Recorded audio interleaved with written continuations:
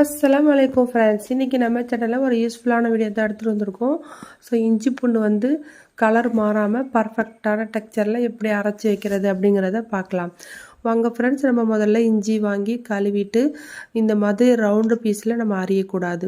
First mistake நம்ம பண்ணுறது என்னென்னா, இந்த மாதிரி ரவுண்டாக அரிஞ்சு போடும்போது சில மிக்சி ஜார் வந்து சரியான முறையில் அரைப்படாது. நிறைய பேர் பார்த்துருப்பீங்க, இஞ்சி பூண்டு பேஸ்ட் அரைக்கும் போது துண்டாக இஞ்சி அல்லது பூண்டு முழுசாக கிடக்கும். அப்போ நம்ம இஞ்சியை வந்து இந்த மாதிரி நீட்டு வாக்கில் அரிஞ்சிக்கணும். பாருங்கள் நான் எப்படி அரியறேன்னு சொல்லி. இஞ்சி வந்து எந்த சைஸில் நீட்டாக இருக்கோ அந்த பக்கம் நம்ம இப்படி அரிஞ்சு போடும்போது நல்லாவே அரைப்படும். ஸோ ஃபஸ்ட்டு டிப்ஸ் இது தான் ஃப்ரெண்ட்ஸ். இந்த மாதிரி இஞ்சி நம்ம 1/2 கிலோ இஞ்சி 1/2 கிலோ பூண்டு அளவுக்கு நம்ம எடுத்து அரைச்சி வச்சுக்கிட்டோன்னா பேஸ்ட் வந்து கரெக்டாக இருக்கும். அல்லது இஞ்சி வந்து விலை அதிகமாக இருக்குது அப்படிங்கும்போது நம்ம பூண்டை வந்து அதிகமாக 1 கிலோ போடுறோன்னா 3/4 கிலோ அளவுக்கு இஞ்சி சேர்த்துக்கலாம். அல்லது பூண்டு விலை அதிகமாக இருக்குது அப்படின்னாக்கா 1 கிலோ இஞ்சிக்கு 3/4 கிலோ பூண்டு சேர்த்துக்கலாம். ஸோ பூண்டு வந்து சின்ன பூண்டு காரமாக இருந்தாக்கா ஒன்றும் பிரச்சனை இல்லை. பெரிய பூண்டாக இருந்தால் 1 கிலோவே சேர்த்துக்கலாம்.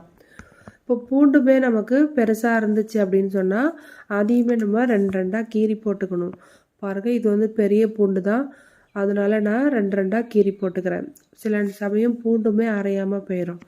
அதனால் இந்த மாதிரி நீங்கள் இந்த டிப்ஸை ஃபாலோ பண்ணிக்கோங்க ஃப்ரெண்ட்ஸ்.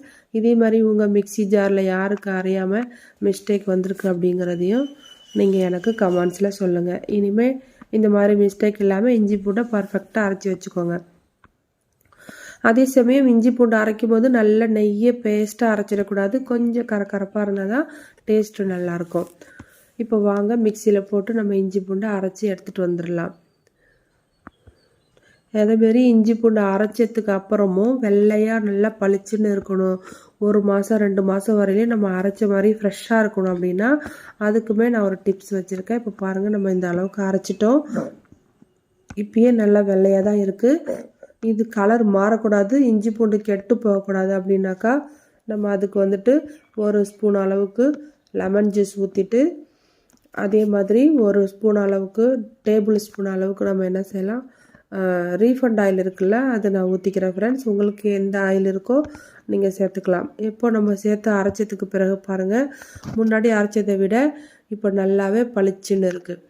இப்போ இது கலர் மாறாமல் அப்படியே இருக்கணும்னா இதை அப்படியே நம்ம எடுத்து ஸ்டோர் பண்ணி ஃப்ரிட்ஜில் வச்சிடணும் ஃப்ரெண்ட்ஸ். எப்போல்லாம் தேவைப்படுதோ அப்போல்லாம் எடுத்து நம்ம யூஸ் பண்ணிக்கலாம். இப்போ வாங்க நம்ம இஞ்சி பூண்டு பேஸ்ட்டு ரெடி ஆகிடுச்சு, நம்ம ஸ்டோர் பண்ணி வச்சுக்கலாம். ஃப்ரெண்ட்ஸ் வீடியோ பிடிச்சிருந்தால் லைக் பண்ணுங்கள், ஷேர் பண்ணுங்கள், சப்ஸ்கிரைப் பண்ணுங்கள்.